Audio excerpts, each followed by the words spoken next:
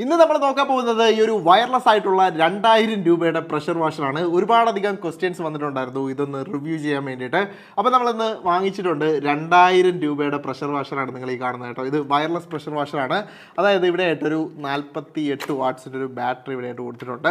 അപ്പോൾ അത് ഉപയോഗിച്ചുകൊണ്ടാണ് ഇത് പ്രവർത്തിക്കുന്നത്. അപ്പോൾ നിങ്ങൾക്ക് എവിടെ വേണമെങ്കിലും കൊണ്ടുവച്ച് നിങ്ങളുടെ കാറോ ബൈക്കോ ഒക്കെ നിങ്ങൾക്ക് വാഷ് ചെയ്യാൻ വേണ്ടി സാധിക്കും. അപ്പോൾ എന്തായാലും ഈ സാധനം ഞാൻ ഇവിടേക്ക് വയ്ക്കാം. അപ്പോൾ ഓക്കെ, നമ്മുടെ ഈ ഒരു പ്രഷർ വാഷർ വരുന്നതെന്ന് വെച്ച് കഴിഞ്ഞാൽ ഈ ഒരു പാക്കേജിങ്ങിലാണ് കേട്ടോ. ഇതെന്ന് വെച്ച് കഴിഞ്ഞാൽ ഒരു ഹാർഡ് ബോക്സ് ആണ്. ക്വാളിറ്റി എന്ന് പറയുന്നത് പ്രഷർ വാഷറിന് ഓക്കെയാണ് കേട്ടോ. നല്ല കുഴപ്പമില്ലാത്ത തരത്തിലുള്ളൊരു ബോക്സിങ്ങിലാണ് നമുക്ക് ഈ ഒരു പ്രഷർ വാഷർ വരുന്നത്.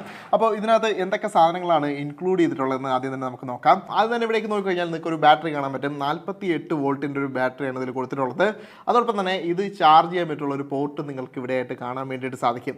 അപ്പോൾ ഇനി അടുത്ത് നമ്മളുടെ ഗണ്ണ് തന്നെയാണ്. ഈ ഒരു ഗണ്ണെന്ന് വെച്ച് കഴിഞ്ഞാൽ അത്യാവശ്യം തരക്കേടില്ലാത്തൊരു ക്വാളിറ്റി തന്നെയാണ് കേട്ടോ. ടോപ്പ് നോച്ച് ക്വാളിറ്റി എന്നൊന്നും പറയാൻ പറ്റില്ല, പക്ഷേ കുഴപ്പമില്ലാത്ത തരത്തിലുള്ളൊരു ക്വാളിറ്റി. ഒരു പ്ലാസ്റ്റിക് മെറ്റീരിയലാണ് ഇവിടെ കൊടുത്തിട്ടുള്ളത്. മേ ബി ഒരു ABS പ്ലാസ്റ്റിക് ആണെന്ന് തോന്നുന്നു കണ്ടിട്ട്.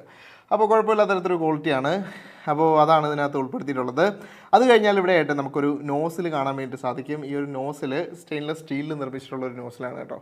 അപ്പോൾ ആ നോസിലും അതിൻ്റെ അറ്റത്ത് ബ്രാസ് കളർ കൊടുത്തിട്ടുണ്ടെങ്കിലും അത് ബ്രാസ് ആണെന്ന് തോന്നുന്നില്ല. അതും സ്റ്റെയിൻലെസ് സ്റ്റീലിൽ വരുന്നത് തന്നെയാണ്, അല്ലെങ്കിൽ അലൂമിനിയം ആവാനാണ് ചാൻസ്. പിന്നെ ഇതിനോടൊപ്പം കൊടുത്തിട്ടുള്ളതെന്ന് വെച്ച് കഴിഞ്ഞാൽ 21 വോൾട്ടിൻ്റെ ഒരു ചാർജർ ഇതിനോടൊപ്പം കൊടുത്തിട്ടുണ്ട്.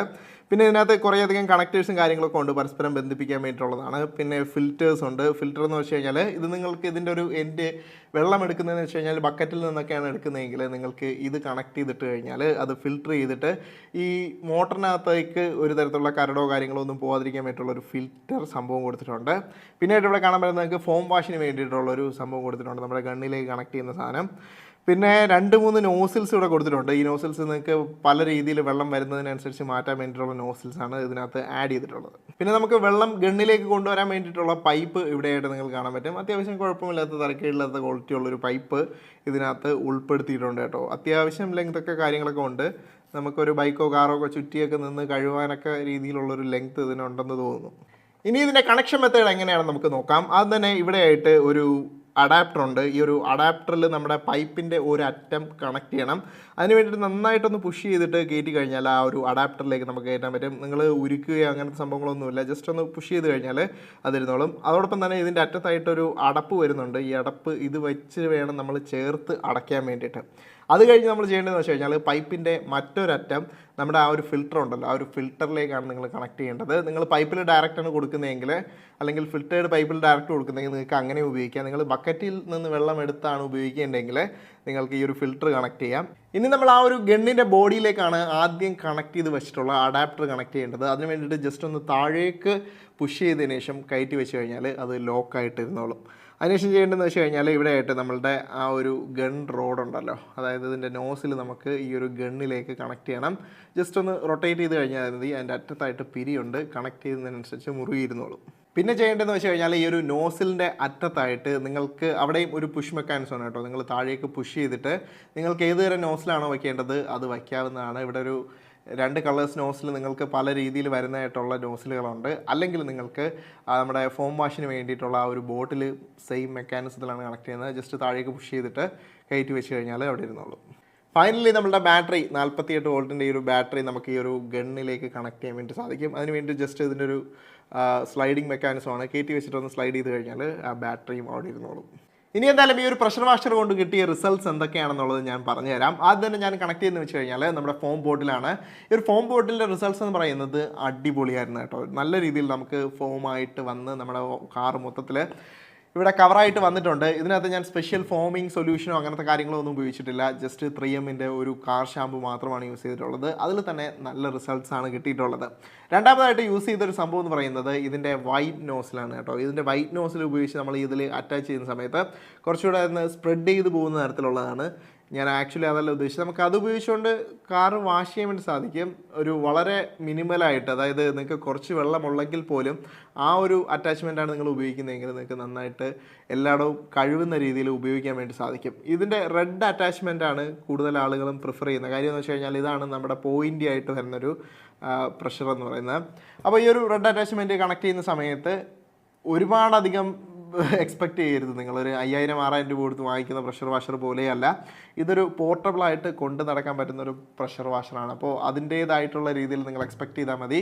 അതായത് സഫീഷ്യൻ്റ് ആണോ എന്ന് ചോദിച്ചു കഴിഞ്ഞാൽ നമ്മുടെ വീട്ടിലൊക്കെ കിട്ടുന്നതിന് ഓക്കെ, ആ ഒരു രീതിയിൽ നല്ലൊരു പ്രഷറുള്ളൊരു വീട്ടിൽ നിന്നൊക്കെ കിട്ടുന്ന അല്ലെങ്കിൽ ടാങ്കിൽ നിന്ന് കിട്ടുന്ന രീതിയിലുള്ളൊരു പ്രഷർ ഇതിനകത്ത് നിന്ന് കിട്ടും. പക്ഷേ ഒരുപാടധികം പ്രഷറൊന്നും നിങ്ങൾ ഇതിനകത്ത് നിന്ന് എക്സ്പെക്ട് ചെയ്യേണ്ട. പക്ഷേ നിങ്ങൾക്ക് കാറ് കഴുകാൻ വേണ്ടി സാധിക്കും. ഇതിൻ്റെ പ്രധാനപ്പെട്ട യൂസ് എന്ന് വെച്ച് കഴിഞ്ഞാൽ നമ്മൾ ട്രാവലൊക്കെ ചെയ്യുന്ന സമയത്ത് അല്ലെങ്കിൽ പുറത്ത് എവിടെയെങ്കിലും ഒക്കെ ആണെങ്കിലും നിങ്ങൾക്കിത് പോർട്ടബിളായിട്ട് എവിടെ കൊണ്ടുവച്ച് വേണമെങ്കിലും നിങ്ങളുടെ വണ്ടികൾ കഴുകാൻ പറ്റുമെന്നുള്ളതാണ് ഇതിൻ്റെ പ്രധാനപ്പെട്ട ഉപയോഗം എന്ന് പറയുന്നത്.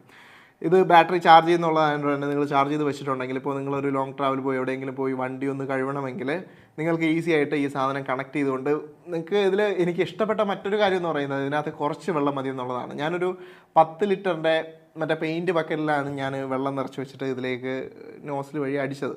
അത് നമുക്ക് കാറ് മൊത്തം കഴുകാനുള്ള വെള്ളം അത് മതിയായിരുന്നു. കാര്യം അത്രയ്ക്ക് കുറച്ച് വെള്ളം മാത്രമേ ഇതിൽ യൂസ് ചെയ്യുന്നുള്ളൂ എന്നുള്ളതാണ്.